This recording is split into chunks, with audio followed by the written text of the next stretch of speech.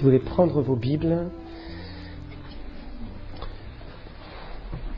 j'aimerais que l'on prenne ce matin Ésaïe 52, verset 13. « Voici mon serviteur prospérera, il montera, il s'élèvera bien haut.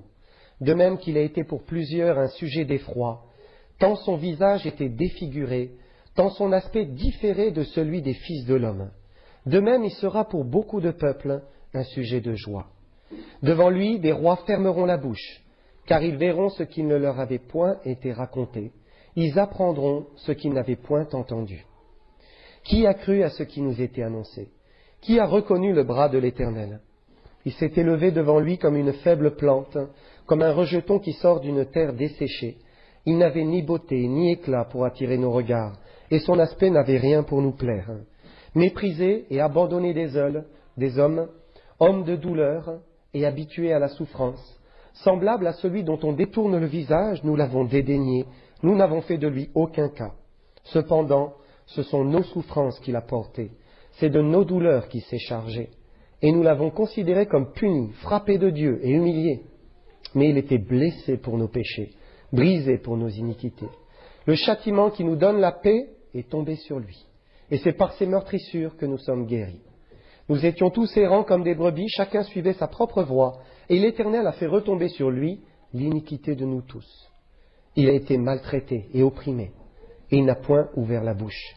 Semblable à un agneau qu'on mène à la boucherie, à une brebis muette devant ceux qui la tondent, il n'a point ouvert la bouche. Il a été enlevé par l'angoisse et le châtiment, et parmi ceux de sa génération, qui a cru qu'il était retranché de la terre des vivants et frappé pour les péchés de mon peuple? On a mis son sépulcre parmi les méchants, son tombeau avec le riche, quoiqu'il n'ait point commis de violence et qu'il n'ait point eu de fraude dans sa bouche. Il a plu à l'Éternel de le briser par la souffrance. Après avoir livré sa vie en sacrifice pour le péché, il verra une postérité et prolongera ses jours, et l'œuvre de l'Éternel prospérera entre ses mains. À cause du travail de son âme, il rassasiera ses regards. Par sa connaissance, mon serviteur juste justifiera beaucoup d'hommes, et il se chargera de leurs iniquités. C'est pourquoi je lui donnerai sa part avec les grands, il partagera le butin avec les puissants, parce qu'il s'est livré lui-même à la mort, et qu'il a été mis au nombre des malfaiteurs, parce qu'il a porté les péchés de beaucoup d'hommes, et qu'il a intercédé pour les coupables. Ici, c'est un des plus beaux chapitres prophétiques de la parole de Dieu, écrit 700 ans avant que Jésus-Christ ne vienne. Et ça, c'est authentifié puisqu'on a retrouvé le livre d'Ésaïe complet dans les grottes de Qumran. Le livre, en fait, c'était une copie, mais qui datait de 200 ans avant Jésus-Christ. Donc, on est sûr et certain que eh bien, ce que nous avons, c'est bien le texte qui a été donné 700 ans avant Jésus-Christ. Et là, eh bien, on voit description parfaite de Jésus-Christ, de ses souffrances. C'est un chapitre tellement clair qu'il est arrivé que les Juifs, dans leur lecture de la loi, des prophètes, sautent. Ils arrivent au chapitre 52 et hop, on passe au chapitre 54, parce que c'est tellement clair qu'on y voit Jésus-Christ, même s'il n'est pas nommé. C'était limpide, clair, évident. Alors ça commence tout d'abord, chapitre 52, verset 13, avec une parole de Dieu. Il dit « Voici mon serviteur prospérera. Il montera, il s'élèvera bien haut. » Verset 14. « De même qu'il a été pour plusieurs un sujet d'effroi, tant son visage était défiguré, tant son aspect différé de celui des fils de l'homme, de même il sera pour beaucoup de peuples le sujet de joie. » Mais si on veut vraiment savoir ce que Jésus-Christ a vécu, eh bien il faut étudier ce passage. Ce passage et puis les autres passages prophétiques qui nous parlent de ses souffrances.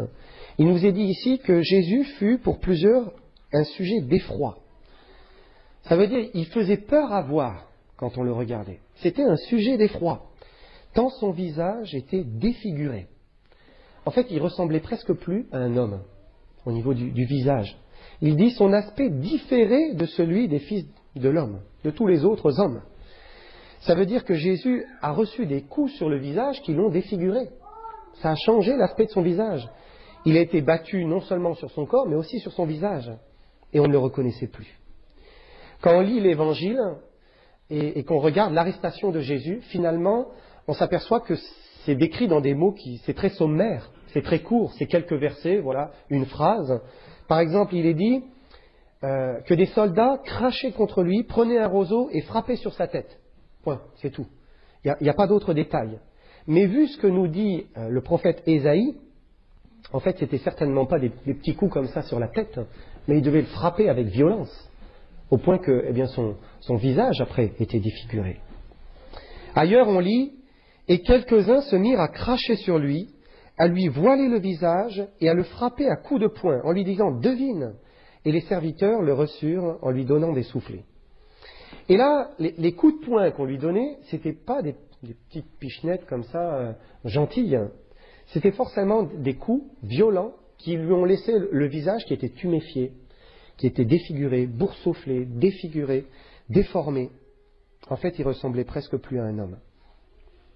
Regardez Ésaïe 53, verset 2. « Il s'est élevé devant lui comme une faible plante, comme un rejeton qui sort d'une terre desséchée.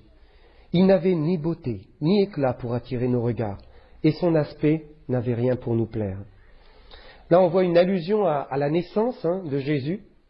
Jésus, au départ, eh bien, finalement, il était un petit enfant, comme une faible plante, toute faible. Comme un rejeton, comme une petite pousse qui commence à germer dans une terre desséchée. Et c'est vrai que Jésus, la source de la vie qui venait de Dieu, a grandi au milieu d'une terre qui était desséchée. Puisqu'il était au milieu d'un monde qui était impie, un monde sec, sans eau, mauvais. Et c'est toute la grâce de Dieu, la grâce du Père qui a protégé cette petite pousse, qui lui a permis de grandir pendant qu'il était encore fragile et sans défense. Dans son film Francesco Zeffirelli, vous avez certainement vu, c'est un très long film, nous montre un Jésus aux traits fins, aux yeux bleus. Mais en fait, cet acteur ressemble en rien à notre Seigneur. Puisqu'il est dit, il n'avait ni beauté, ni éclat pour attirer nos regards. En fait, Jésus n'était pas un bel homme. Il n'était pas un bel homme. Il avait les traits communs. En fait, pourquoi ? Parce qu'il voulait s'identifier avec nous. Alors, il ne voulait pas sortir de la masse. Il était comme nous. Il était comme nous. Alors, il a pris un visage très commun, un corps très commun. Ésaïe dit, son aspect n'avait même rien pour nous plaire. Ça veut dire qu'il n'y avait rien d'attrayant chez lui. Voilà, on passait, on le regardait à peine.